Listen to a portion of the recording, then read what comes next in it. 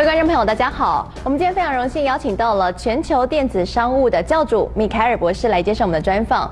米凯尔博士过去是一手打造爱马仕和卡地尔等国际知名品牌进军电子商务的幕后重要推手，而包括像是中国的首富李嘉诚，他在每一起的品牌并购案也都会参考米凯尔博士的意见和做决策。我们今天就来请教这位教主。Hello, nice to meet you， 米凯尔和品牌领袖学院的院长白婷。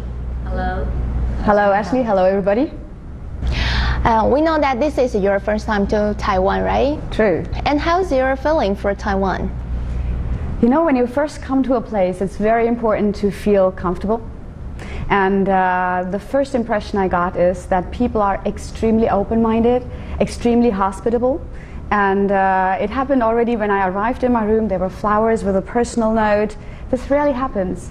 And the fact actually that Taiwan seems to be such a diverse country with so many people from so many different places all across Asia, this makes it a welcoming place. And do you know the Taiwan's brand like Asus, Acer, and HTC? What's your impression for this brand?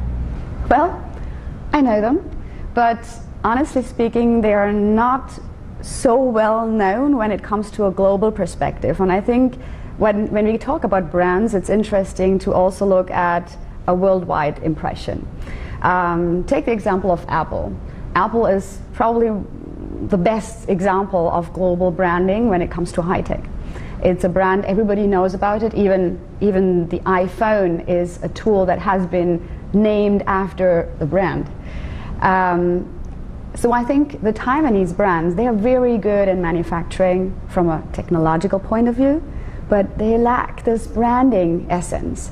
And only if you're doing great branding, if you are really cutting edge into a position where you say, I'm unique because, then you can create brand awareness in customers' mind, and you can make a distinction between Apple, for instance, and Acer or HTS or other brands that are in the same field and are competing. And this is what makes it actually exciting. As you mentioned, that the competition in the brand market is really fierce now. So if our Taiwan's brand company want to catch consumers' eyes, how can they do? And we know that Taiwan's market is really small compared to the international market. How can Taiwan's brand company to go international? Yes, it's a good question, and it's a very difficult one, to be honest with you. The very first thing, if you want to do good branding, you need to know actually who you are. So the first is dig down into your roots and be aware actually of why is our place, Taiwan, unique. What are our values? What is our philosophy? What can we bring to the world that others cannot bring along? Why are we maybe better in others, and in which field? So there are many questions we should ask before actually building the brand.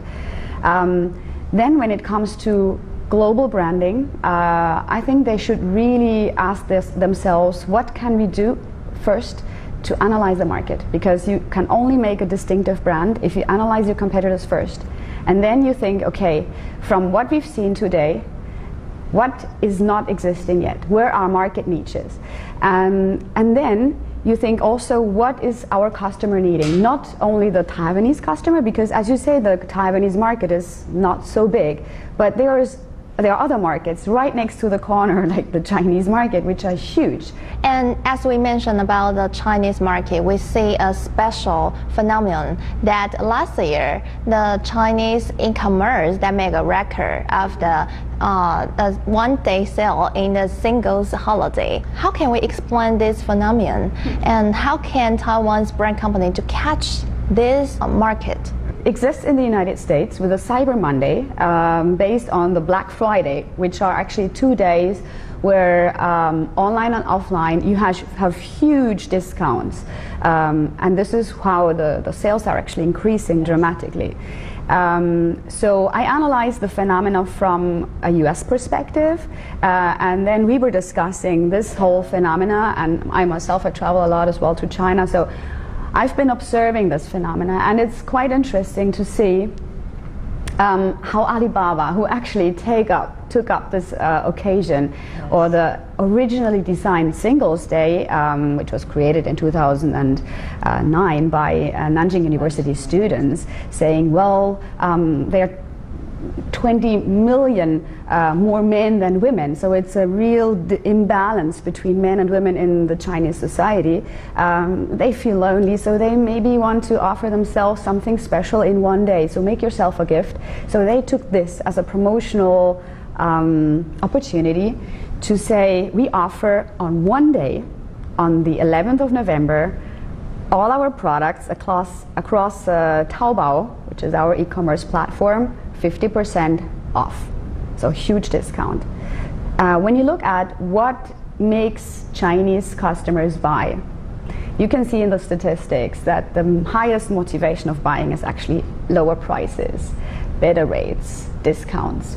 So they really tackle onto that. I see, especially here in Asia, and a lot in Taiwan, a lot in China, mobile commerce is huge. Yes. So my recommendation for building e-commerce, especially here in Asia, for the Chinese market, for the Taiwanese market, is to immediately integrate the notion of m-commerce to make sure that when you're purchasing products on this little device, on this little screen, make it efficient. I've just shared the example of Burberry. Burberry is doing a tremendous job on e-commerce in a very efficient way, because you see all the key data you want to have, like the shopping basket, like all the visuals, all the images, all the details, the zoom, on this little device. You click the button, you purchase and buy. So if the Taiwan's brand company want to get into this field, how can they do to make its e-brand? So what's the difference between the e-branding and the branding? So basically, e-branding is a step further towards branding. E-branding is using the brand DNA and making it digital. So using all the digital tools that we have at hand, like the website, that's the first step for an image building purpose, but also all the social media tools that we have today, like Weibo, like WeChat, which is getting extremely influential because it allows us a one-to-one dialogue with the customer instantaneously. Then we have all the blogs, of course. The blogs and the bloggers are getting very influential because they help us actually to push the brand in a very interactive and content-intense way. Talking about content, I think this is one of the most important things when it comes to e-branding, because in digital, everything goes fast. And we need to build content on a daily basis. So we need to think from our brand perspective, knowing whom we are, knowing how we build our marketing plan on a yearly basis from January to December, what is going to happen not only monthly, as in the former times, but daily. So if you want to bring messages, interesting messages for your customers on a daily basis, you need to really know what you talk. We see many companies that have websites, FB and the Twitters. Do you think that the company manage it well? Honestly speaking, I think they are fabulous tools, but there are not many brands that really manages in a very good way. Probably also coming from the fact that digital tools are very new. Many brands don't really know how to handle them.